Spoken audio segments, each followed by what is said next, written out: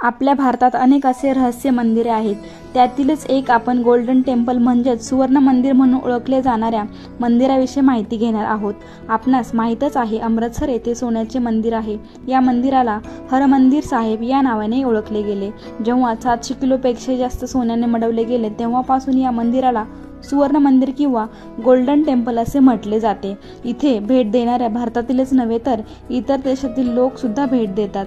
आपण सुद्धा golden temple पाहण्याचे स्वप्न बघत असाल. मीही त्यातील एक आहे व मी सुद्धा सुवर्ण मंदिर पाहिले आहे.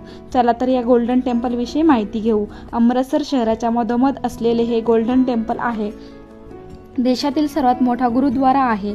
हे मंदिर तलावाने वेढलेले आहे. या तलावातील पाणी प्रसिद्ध पाणी आहे. शिवाय अमृत सरोवर ज्या पाण्याला म्हणतात त्या पाण्याचा एक औषधी गुणधर्म इथे मानले जाते. प्रत्येक येणारा भाविक या पाण्यामध्ये आंघोळ करत असतो. या मंदिरात प्रत्येक येणाऱ्या भाविकास प्रसादाची सोय केलेली आहे.